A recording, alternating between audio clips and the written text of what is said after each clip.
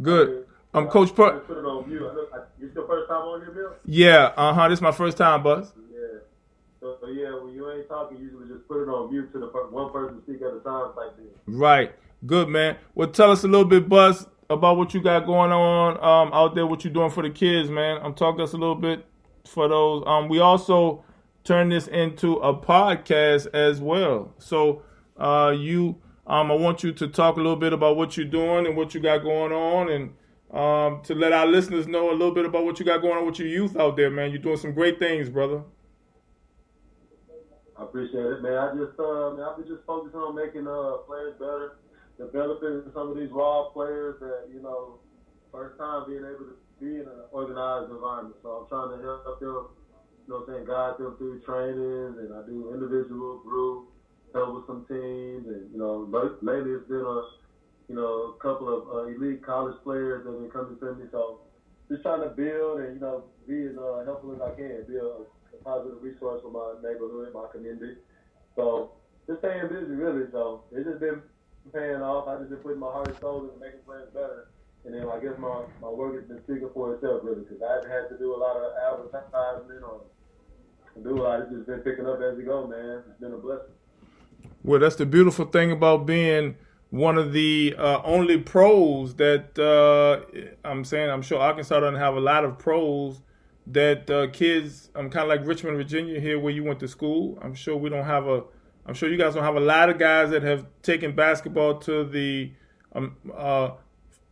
top level, to the level where the pro level. So I think it's a blessing. Like I tell people all the time that you're teaching a trade as if you were teaching carpentry, or as if you were teaching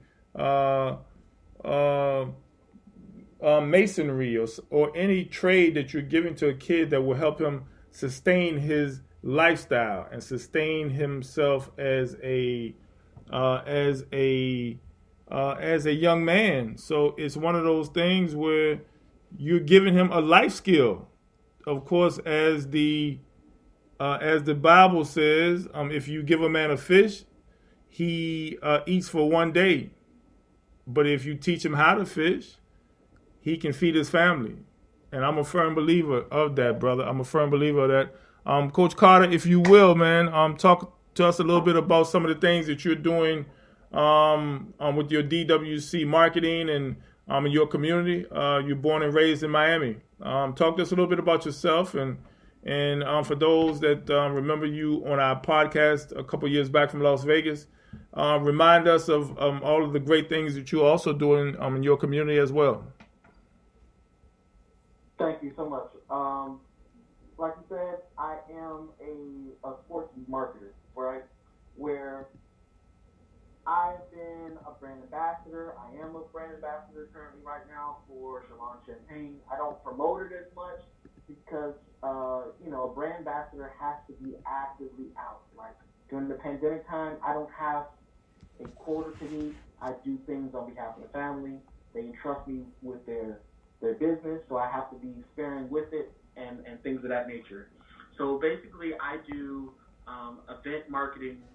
I also do campaigns. I do social media. I do videos. I do social media graphics. I do clips, highlight tapes for players that either are on the verge of being big or on a big platform, or they have a unique body of work that I can help them push them over the edge.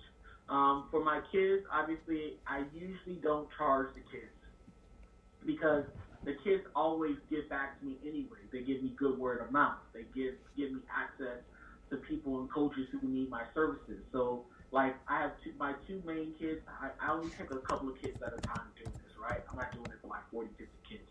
I take one kid that 2 years ago was sports depressed. He had a 3.8 GPA.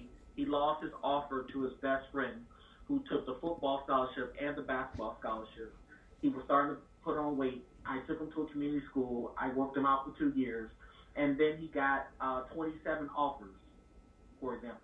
You get me, Philip and Mr. Buster? Yeah, got you.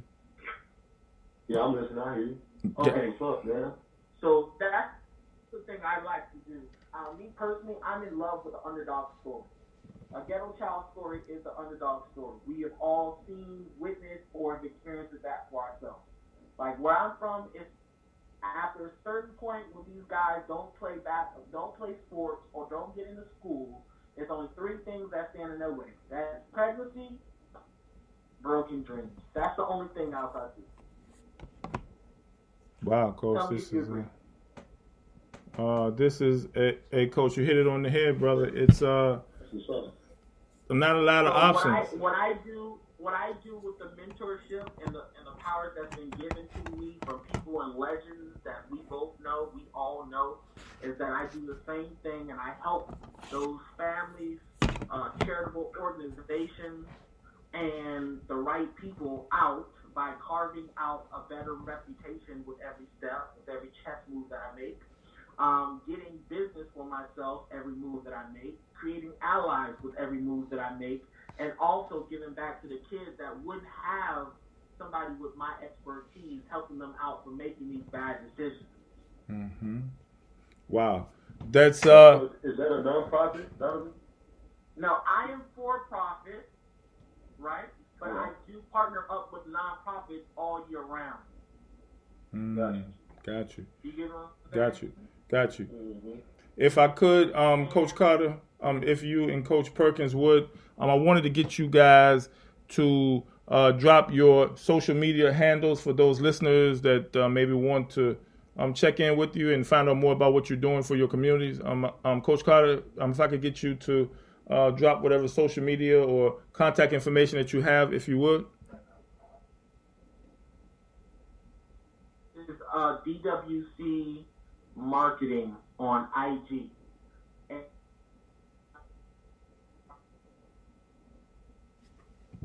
Right reasons for the rights of the kids, the right organizations, and I'm glad to be in a room with those types of people who believe in it. Right. Buster Perkins, please, brother. Drop your social media or your contact info for those listeners that want to reach out, whether in your state or out of state, if you will. I got you. Yeah. So my Instagram is @BE22Great. You can reach me there on Twitter or Facebook. Just Google my name, Buster Perkins. And yeah, man, if y'all know any college pros, any high school guys visiting Arkansas, or they need some special attention, I'm your guy. So just let me know, and I can try to tune them up the best way I can to prepare them for the next experience they're gonna have to participate in. So yeah, man, appreciate it. Yeah. I'm wondering, can we get Philip Moore to say a few words? Phil, you in here, my brother? I would love to have you say a few words. I think you as the moderator got to lift him up from the crowd. Okay, let's see. Okay. There he is. Okay. Here he is, my brother. Here he is. Phil Moore, can you hear me, brother? Philip Moore? Hey, I'm in. Good, brother. How you doing, Phil? Hey, man, we wouldn't be up and running as much as we are, ladies and gentlemen, without this great genius brother, Philip Moore, who he and Buster Perkins were teammates at Virginia Union University, and Phil is responsible for all of our website designing and putting that part together with our advertising as well in Las Vegas. Really been very influential in a lot of our projects from the previous years in Las Vegas. Philip Moore, if you will, talk to the people, tell us who you are, and kind of share a little bit. I know you've been on here before, but for those new listeners, share a little bit about yourself and what you're doing in your community as well, my brother. Hey, yes, sir. So I'm a sales manager now in tech space at one of the top 50 tech startups in the U.S. And how I got here was, like doing the website thing at first and doing sales and marketing, and I transferred everything that I learned from playing ball. Especially with some of the great coaches out there at Virginia Union, transferring all those skills to the work world and sales, and help them flourish. And so now I help people get into the tech sales game. Like anybody that's making transitions, trying to figure out what they want. Like I work with a nonprofit called Sales for the Culture, and it's focused on us. It's focused on Black individuals, right? Mm-hmm. To help everybody make that transition and let people know about the opportunities that's out there to keep making money, especially when people hit the end of their careers, especially like athletes or even people that's just working like customer service jobs, things like that, and just don't know how to make that transition into another organization that can give them that financial freedom without it being something like a traditional door-to-door type sales, which we all know about. It's nothing like that whatsoever, working from home. And on top of that, supporting Milton Bellier, everything that you got going. And I appreciate Buster for introducing us to each other a few years back. Yeah, man. That was a big thing. You definitely helped me being able to showcase my abilities to help me get to that next level where I'm at. So I appreciate it, man. Well, we really appreciate it, man. You and I brainstormed for many a night on the wellness company, the Lion Energy Wellness, man. And you and I just brainstormed. We would talk on the phone and talk to other growers of the CBD plant and the product. I just can't say enough, man. I'm just appreciative to have everyone on this Clubhouse call with us. Each one of you guys have been very influential in our movement, and I think it's one of those things where I'm blessed as a older guy, right? I'm 50 years old. I'm blessed to have young men, positive young men like you three guys to help me understand, to help bridge the gap, right? Because I would be lying if I said that I understood everything that this new generation is doing, right? And so with talking to each one of you guys, I'm sure we've been on the phone numerous hours, you three guys on the phone, just brainstorming, trying to come up with different ways, different ideas, and it's just a blessing to have you guys. Phil, before we go, we want to ask you to drop your contact information for anyone that wants to reach out to you for information on something that you're doing in your community, whether it be people from your state or out of state, or people want to find out more about what you're doing with your movement as well. Drop your contact info for us, if you will, my brother. Yes, sir. On Instagram, it's my handle is I_Phil PHIL _bless BLESSED. So it's I_Phil_bless on IG, and then I'm on LinkedIn a lot more than anything else. And if you look up Philip Moore, PHILLIP space MOOR at Seamless SEAMLESS space AI, you'll find me at the top there. Go ahead and connect with me, and I'll do whatever I can do to help out and help anybody get connected with who they need to get connected with. Right. Buster, did you drop your social media and everything, your contact info? I want to make sure that we got everyone's info out. I think I asked everyone. We're trying to get Terrence Smalls into here now. He'll try to get in. We'll get him to drop his info. But just want to make sure you guys are doing so many positive things that I want to make sure that, hey, we're going through a pandemic. We're going through a tough time. People are going to need help of all races, all creeds, all colors. So the beautiful thing about it is that, and from what Coach Carter was explaining to me, you guys will be able to explain to me a little bit more. I know you guys are more involved with the Clubhouse thing. I really wanted to get your opinion on, I know Buster, you introduced me to it as well. Really, what's your opinion? What's the craze about the Clubhouse? What is it? Coach Carter was explaining it to me, but I want to know if you guys don't mind from a young perspective, young genius perspective, what does Clubhouse bring to the game for what Buster Perkins is doing with the Basketball Trainer LLC? It lets me network with a lot of people that are from my area and like-minded people that like on the professional level too. Because there's a lot of special guests that come in on the Clubhouse app, whether it be an athlete or a rapper, singer, or something. They go into the whatever lane they're in. Mm-hmm. You might get, you know, a celebrity out of your lane to come and speak and give advice, and it helps for networking too. So Right. it's got a couple of different angles that, you know, it's worth it to have it. Right. But it is to each his own, because I mean, I haven't really got no contacts and no sales off the Clubhouse, but it's good to kind of know the feedback of what's going on in the community too. So Right.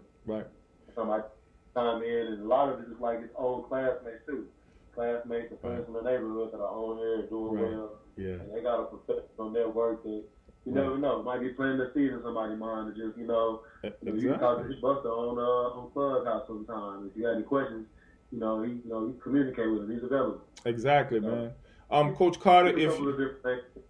It does, man. It gives you a different. Coach Carter, if you would share a little bit about what you were explaining, before we go into our projects that you're spearheading on April 24th down in Miami, Florida, Dade County. Talk to us a little bit about and explain kind of what you were kind of hipping me to the Clubhouse and how it works for today's company, today's how it can be beneficial to what we're doing and what people seem to be doing from a technical standpoint, if you will. So how I do Clubhouse is I learned it from a friend of mine, right, about the app. So when it first launched, I was introduced to it kind of early, but I didn't really use it as much. But I really do see it as in a hyper-visual world where most of the top social media platforms are hyper-visual. Would you agree with me, fellas?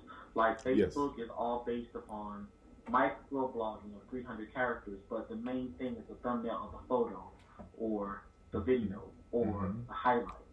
You know, Instagram is even more so like that, where they take the post, the story, the video, and now the reel, and they do the same thing. But now instead of a part of the page, now the post, the reel, or the story is a complete part of the page. And now the text becomes secondary, where Clubhouse becomes a hyper audio social media platform where you're constantly networking and engaging, but only from the auditorial experience. Right. Got you. Wow. And how I use it is I try to, through this platform, upgrade my circle. I upgrade my circle by seeing the expertise of the people who I'm in that room with. I compare and contrast my skill set to those people in my room, right? So then I know who can help me and who is distracting me. Right. Just like everyone else is doing. They may not put it like I put it, but I would urge you and everybody in this room to be as aggressive as possible, because our white counterparts are turning it into dollars. It saddens me if our circles do not turn it into dollars, because if we get the more kids, the more people that we can contribute. There's some people that use this platform to rule. They have a mentality that I'm going to make so much money, and now the throne is going to be mine. And that mentality. We cannot provide that assistance without leveraging our networks in the right fashion. Right. Everybody, especially like a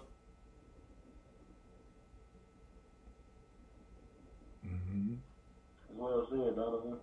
Well said, Coach. Well said. Philip Moore, we will ask you the same question. I'm sure that you from a business standpoint, the businessman and the genius that I'm consider you to be, I'm sure you have figured out more ways than one from a technical standpoint, or maybe not being able to get into the office. I think you and I talked before. You maybe office was shut down, pandemic, boom. How has technology kept you in the loop, and what do you use? What are some other things that you use for your job? Things like Clubhouse, things of that nature. And what are you what are you willing to teach us about Clubhouse? I think because it's always something you can learn about everything. Me anyway, from an old guy. What's your opinion? My opinion is to use strategies that you've seen in offices and different hierarchies and apply them. Like I was telling Mr. Bell earlier, I said the first thing I did with Clubhouse is I find the top 5 most connected individuals in my circle. Mm-hmm. I either follow them and I learn who are the people who contribute the best in their circle. So now I follow them. Now I've extended my most powerful 5 to introduce me to the 5 hence my network. Right. Got you. You, in my opinion. Do you agree with that, Phil and Buster? Oh, yes, sir. I do. Yeah. So if like a sorry, Buster, if I could. Sure. If there is, it's one technique that I was taught. It's called counter cornerstone. Okay. It's an old masonry technique, right? All right. Okay. Listen to me. I know it looks like I'm about to go crazy, but I promise. All right. We with So now, if a developer that builds neighborhoods only hangs out with developers, that means he only surrounds himself with his competition. Mm-hmm. Yes or no? Okay. Yes. I agree. Yeah. So what the developer does is he makes sure that he makes friends with architects that can help him, with constructions and engineers that can help him, with real estate that can help him, and his most important part is the money to fund his project, which is a lender. Okay. So whatever industry you are in, you have to understand who is the choke point in the industry. Usually it's money, right? Mm-hmm. Right? Yeah. Right. And like for a marketer who develop as assets, okay? Products and services that either, right?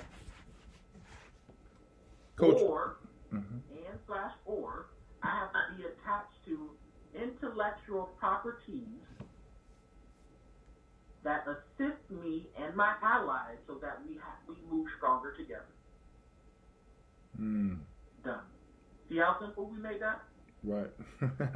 yes, sir. That's a semester worth of business school that we just did for each other. Right. The good thing is that but Coach, it sounds easy. Yes, it sounds easy, but it's not. It's not because you are equipped to do that. For someone that's not equipped to do that, it would be virtually impossible. And it takes a certain mindset that you want to better yourself. You want to engage in what's going on, and you want to become a better person. I think that's what we all strive to do, is to become a better person. I'll switch over to Philip Moore. Let's see. Phil, we'll ask you the same question. What are you using Clubhouse for? What other things are you using during the pandemic? What are you learning about this technology and some other cool apps maybe we don't know about that you can maybe shed some light on for us? Man, it's I got to feedback off Donovan because he dropped some knowledge for folks that I hope they really take that in. And I think one of the key pieces that it may not make it easier, but it makes it move a little bit faster is when you have mentorship, the right mentors in your corner to help you make those connections and know where to go and who to talk to and who to link up with to help progress your careers forward. And it's funny because I didn't get hip to this until I saw it with the group of tech sellers that I'm around. And one of the CEOs of this company, Rework, Shelton Banks, he had dropped a link in a Slack group saying that, and if you don't know what Slack is like a place where like organizations, companies, like you can go in there and communicate with everybody versus using like a messaging app or emails. And it's all live. You can use GIFs to keep things fun and everything. And so when you drop that link in there, and I wouldn't even hit to a Clubhouse yet, so I had to wait to get the okay to get in. Mm-hmm. And when I got in and I saw everything, I was like, wow, this is dope. Right. And I started tapping into like the tech space and you know, and angel investors to kind of see what they're talking about, since I'm in that space right now. Right. But right. That mentorship, I think, is the one thing that if I had tapped into that earlier on in life, it would have paid dividends on moving me further along than where I'm at right now. Not saying I haven't made progress, mm-hmm. but I think that progress would have been made sooner rather than later. Right. Right. But the wisdom, Phil, like you and I always talk about, brother, the wisdom that comes along with that, you know, sometimes. Can I say something, please, sir? Yes, please. Philip, I totally agree with you. And this is the conversation that me and Miss have all the time during the week. Yes, true. It's hard to say it without challenging your thought process, but you have to. We have our communities do not consolidate knowledge fast enough. Mm. It's the hardest thing to say, that you get the information later than you expect to receive it. Mentorship is the number one thing that has helped me out in the past 5 years. I agree. But also making sure that when it's time to leverage and act a product, a services, or an intellectual property, that you do it together collectively and at the same time. Everybody has to be pointed in the same direction. Do you agree with me, fellas? We do. Yeah, I can agree with you. Okay. What I see all the time, my mentor, Melvin, will say, agree with me, that even in our circle, we are not always pointed at the same direction at the same time to make the leverage move. It is frustrating to the point that I have three projects right now. One from Michael Jordan's marketing guy, one from the one guy doing atmospheric water generating, and a personal project of mine that I'm telling you that out of my phone with almost 2,000 people in it, it's only 2 people who help me do it. Wow. Why, Coach? Explain that to me. Why wouldn't someone of your caliber, your trying to help kids in your community, why wouldn't you have more support from your community, I'm telling you that other black men with even better resources and better ideas have that problem too. Wow. You would be surprised. A man who's on the cusp of being a millionaire cannot fund an intellectual property to the point that he tells me on the phone, maybe I should outsource it. If I don't get the help I need, he has $1 billion company in his hand. He has made for the $1 billion company over 100 times. Right. Not only I agree with him, multiple people agree that it's risky, but they didn't believe that it's a $1 billion company. Right. Right? Right. And that he still said to me in the next sentence, I don't have enough help. What can you do? Can you call such and such? Wow. No, I can agree with you 100%. Yeah. Having a great team, that is so challenging and so hard to come by. And when you find it, like you got to hold on to it for dear life, because it elevates not just the individuals, but the cause to a whole new level, where it garners and it demands the attention of the masses because of what it's doing and what it's accomplishing. Yeah. And I agree with that, Philip. I also believe that, did we lose Buster? We may have lost Buster. He may have had a bad connection, maybe. I think he'll try to jump back in a second. Yeah. What I did not know, and being in sports marketing and just sitting down writing down notes, being with friends, being being lucky to be in the damn room sometimes. Okay, Philip, Mr. Bell. Right. I was surprised how much fear there was of if a black man had too much money. Okay. Wow. You want to know why? Why? Because they would never say, hey, let's do this together.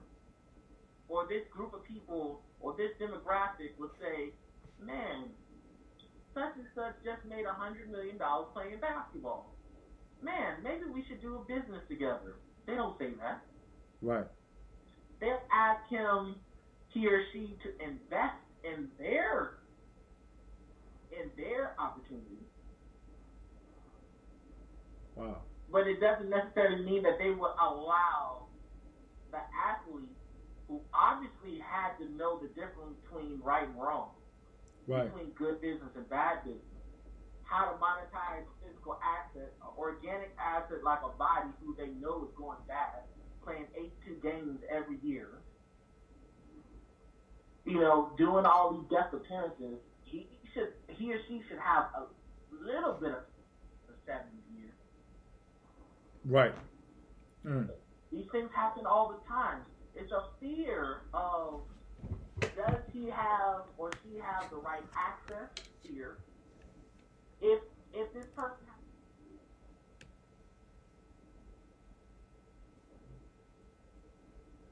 that I will have control over that $1 million person if I give him or she the golden egg. Fear. Happens all the time. Wow. That's what I'm saying to you, like as a circle, as the people that we're trying to develop a circle. We're trying to develop assets to help each other. Obviously, Mr. Bell being a cornerstone, and thank you for being a good OG on that, is where just giving that pinch or little piece of information, that little drop of knowledge can help our circle really do something together eventually, set the stage for something. Right. That's what I'm in this room for. Right. Well, that's what we're trying to do. It's one of those things, Coach Carter, and I want you to elaborate a little bit and talk a little more about our endeavors that we're partnering, trying to bring some much needed help from what we're understanding to Miami, Florida, moving down from Virginia through North Carolina, through South Carolina. We are also starting youth programs as well as programs as well, and we are happy this summer to have a chance to finally get down to Miami to do some partnering, but to see your native hometown. Talk to us a little bit about growing up in Miami.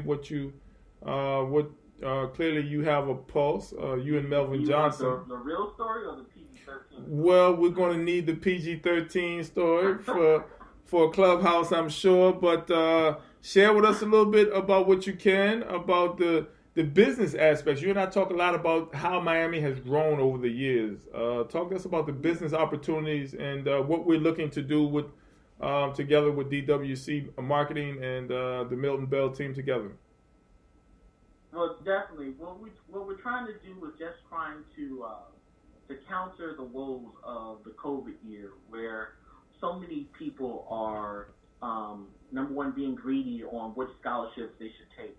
Everybody thinking that they have more time to gather more offers. When it comes to the event, is where there is an opportunity for basketball from the youth standpoint, the training standpoint, and the showcase standpoint, because we've had really good success with a nonprofit I'm working with, and the nonprofit had Terrell Owens help provide and generate momentum. Just him showing up, just him saying that he's going to be there. People started donating at 5 to 10 times the amount, right? Right. And they started giving out free mouthpieces, free hand bags, the little zip tie bags with water bottles and stuff like that from different foundations. E. Jackson donated, Battle donated, and that's the type of momentum that we talk about for the community, because the money is not circulating in our community like it should. It leaves the community too fast. It doesn't, it's not reinvested. They know exactly when it's going to happen. People understand our market, our spending, and our habits better than we do. In Miami, it's more prevalent because, and especially when it comes to basketball, Miami's still a free-for-all where the older black coaches are not as many are coaching anymore. You get what I'm saying?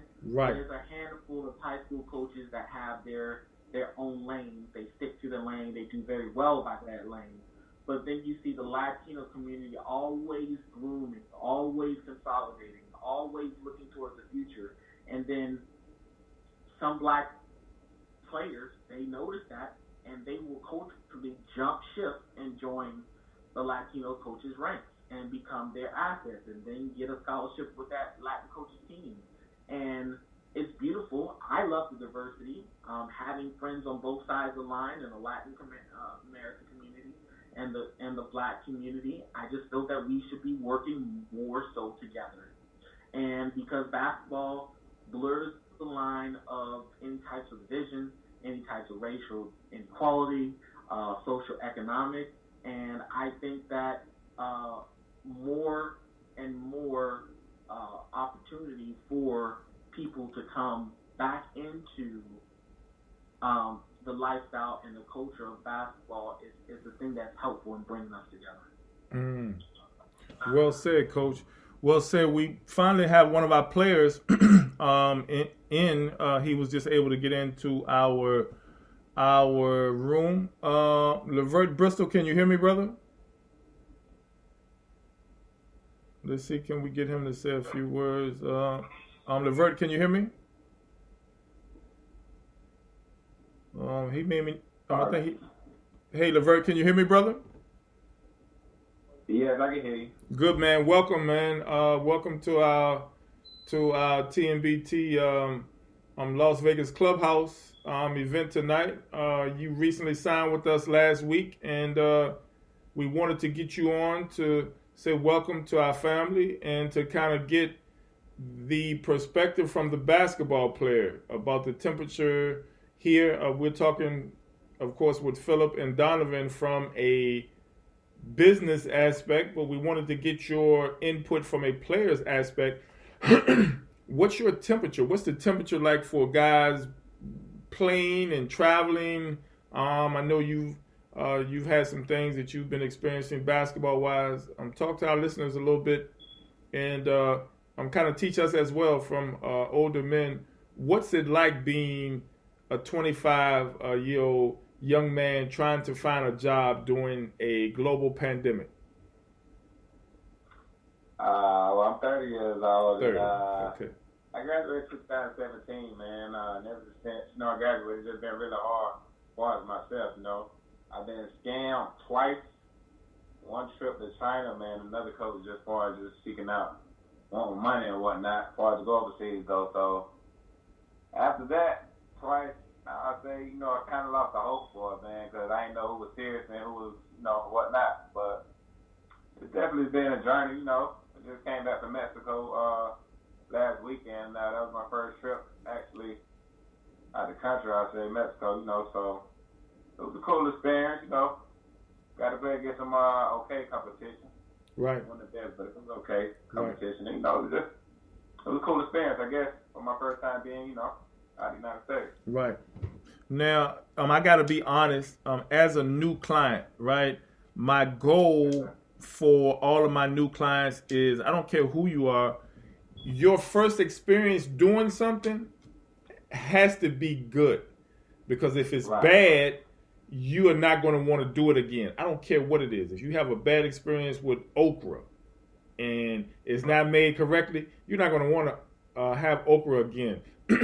what I want you to do is, if Coach Carter and Coach Phillip Moore will listen to you, and once again, you and I have talked about it, but I want you to talk about, you use the word scam, right? And I want you to talk about your experience in Mexico. Just that was insane, what you explained to me, but it's not new, because I hear stories like that from new clients almost every day. When we get new clients that come in, they've been scammed, they go to countries such and such. Talk to our listeners a little bit about your experience in Mexico before you came aboard our family. Yeah, so we had this guy, Darryl Fegans, he was from Columbus, Georgia. He had came to Dothan, Alabama for a workout, basically trying to, place guys overseas, that guys like myself who haven't had the opportunity. So we had about about 10 players come out. It was a cool little workout, 3-hour workout, whatnot. So 2 of the guys went to Mexico. We got invited to play in Mexico. We were supposed to be in Mexico City, but due to COVID, it had got pushed back to another date. Which at first it was supposed to be a 10-day, like a 10-day tour. So that got pushed back. And me and a buddy of mine, Derek Cole, we had got invited. They told us to come down, which was basically, it was just like no communication and whatnot, just no communication. So we went to Mexico, and the guy told us we could stay for how long as we want, which was ideally about 3 months. He wanted us to stay, but he basically told us we could stay however long we want. So we got there, got Acapulco. That's where we flew in from, and guy picked us up from there and took us to the little town we was in. I forgot the name of the town, St. Louis. I can't even pronounce it. A little small little town, not that many people, and we had a tournament. That weekend. The first weekend we had like a little tournament, outside tournament, of course, for money. And we came in 3rd place. Had a couple guys on the team. We had 2 other Americans. One guy was from Houston, the other guy was from Alabama. I was from, the rest was, of course, Mexicans. But I came in 3rd place in that one. And just the living conditions, the guy that got us over there, he didn't even know what like town we was in Mexico when we got there. So that was kind of like, okay. He didn't know. He didn't know what town you were in. You're saying? He's from there? No, he wasn't. He the guy that he's supposed to talk to was the guy that got us to the workout. I guess he was Mexican or whatnot, but they was like contacting through WhatsApp, which at the time my phone wasn't working though, so I couldn't. I was contacting through my buddy that went with me, contacting through his phone and WhatsApp. So, but it was like basically just bad communication as far as like the living conditions. Which first, like one of the guys when we first got there, he was in a hotel, but when we had got there, they moved us to a house, like a little 3-bedroom house, with no refrigerator, no microwave, no oven, no toilet seats. The living conditions just horrible, like bed bugs. So it was just very terrible living conditions. Just not having the proper things like just right. Like I would have in the United States, as far as like rags, towels, and just things like that. Right. So the experience is kind of ooh.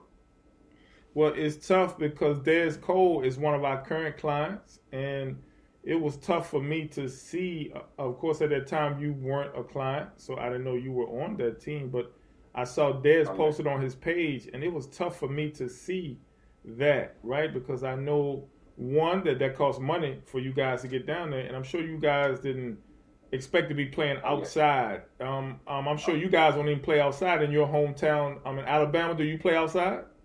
No, sir. We play inside. We don't actually play young guys your age, Coach Carter and Coach Phillip Moore. We played outside a little more, but young guys don't play outside here. So I'm sure you guys would not have known. So it's sad because I played in Mexico in 2002, and I played in the Ciba Copa, right? Ciba Copa is the first division.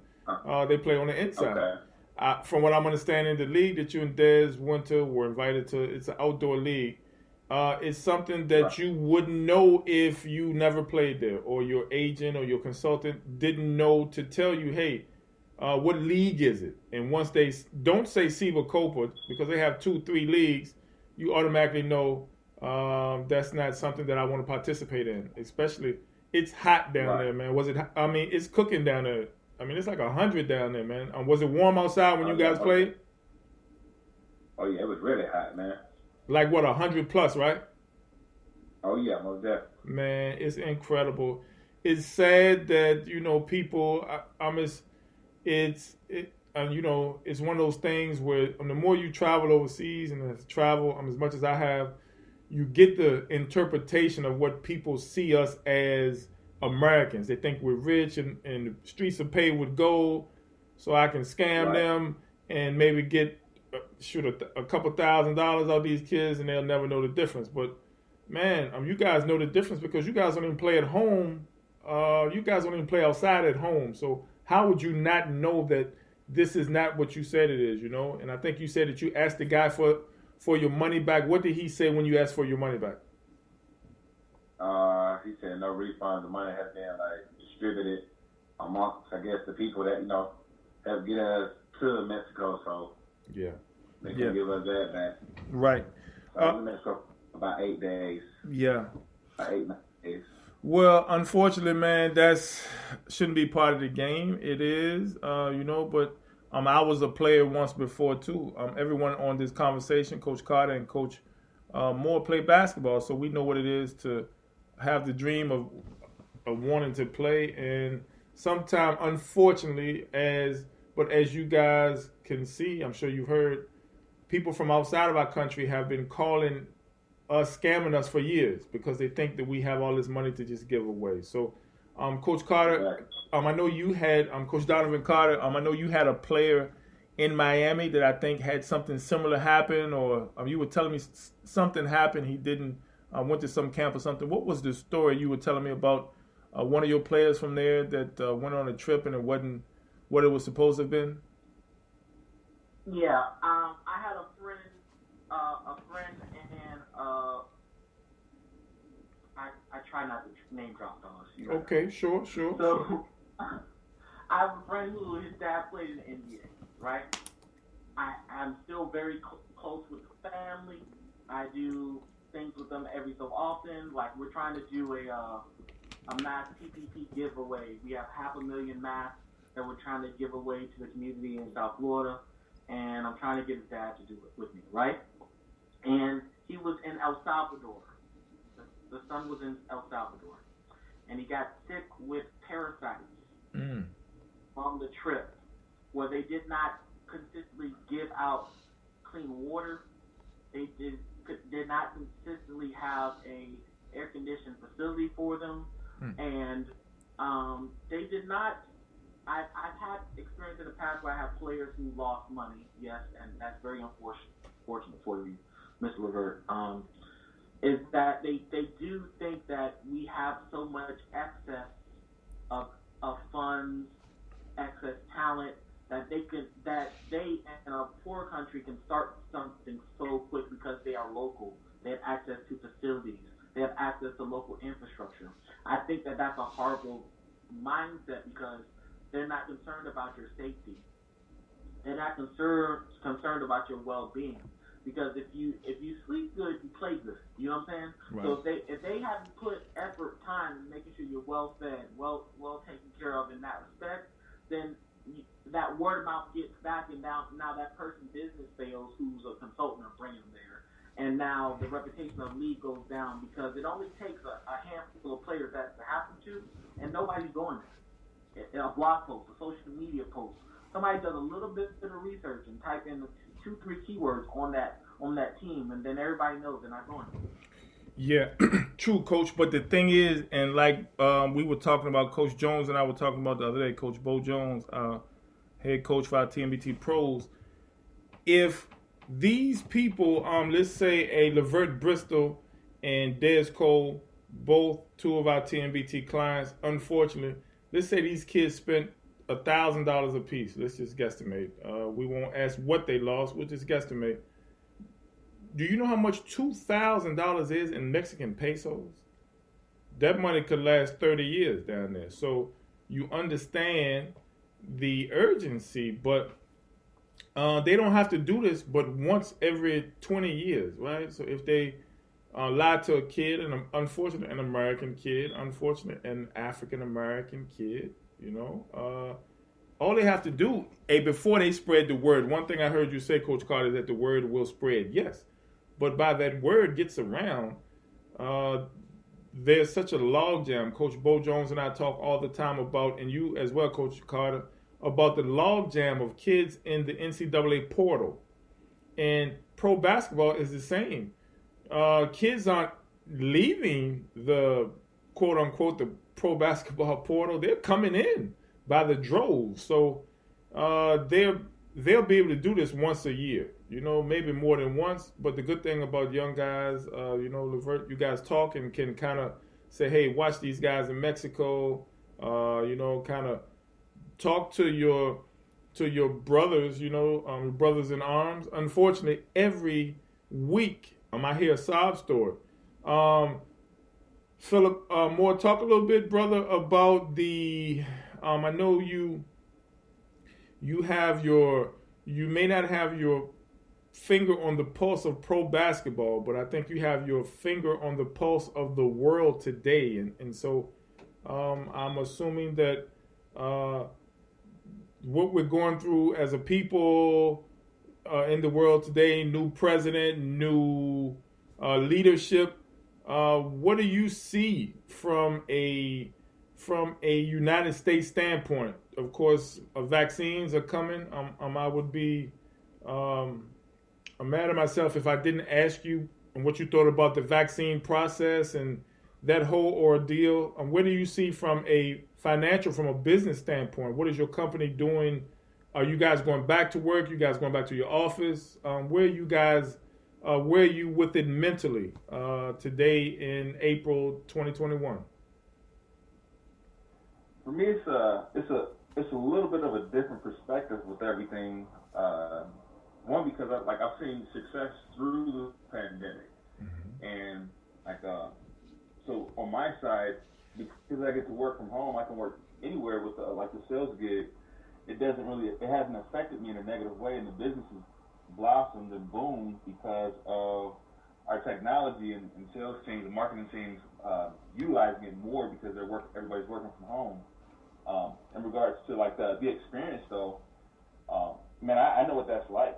I worked with a quote unquote buddy who I left my day job and tried to help this construction company, and I won't drop the name of it or anything like that, and I don't believe it's on my profiles or anywhere else to badmouth them or anything, but I was footing a bill for some of the employees because the GCs, general contractors, weren't paying people. And for me, I looked at it like, okay, well, if we don't pay them, then you'll go out of business. So, and if you really care about folks, then you'll do whatever you need to do to help that team and help your players get and have what they need. Because that's just the sign of a good organization and good leadership. Any team or leadership, no matter where it's at, in sports and business, they don't put the employees first, then it's not a good thing. It's a selfish motive, and they don't have your best interest at heart whatsoever.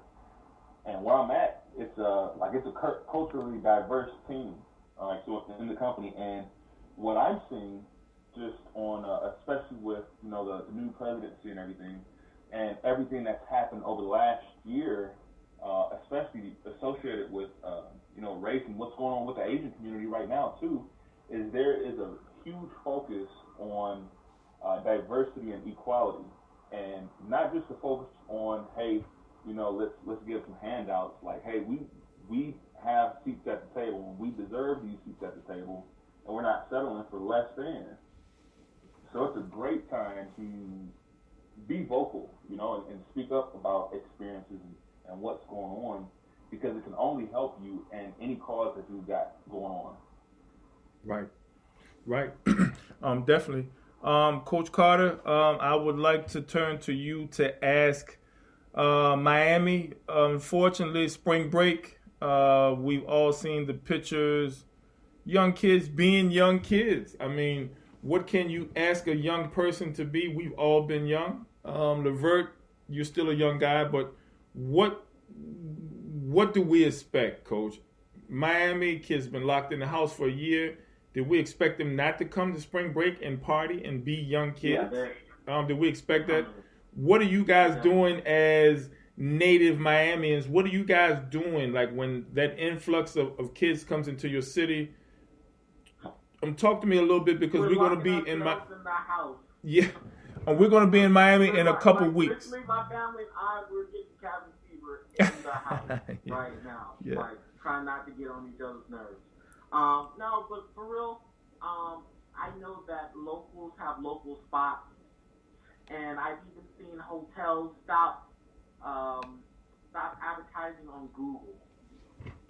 That's some of the things that some of the hotels and businesses do. They stop showing their availability. They try to cater a little bit more to locals, so the local crime doesn't go up.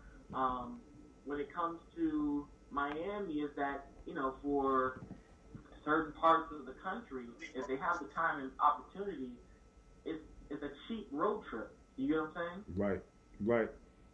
So like just today, seeing Delaware tags, Montana tags. Yeah. Obviously, the usual suspect is New York, New Jersey, Ohio.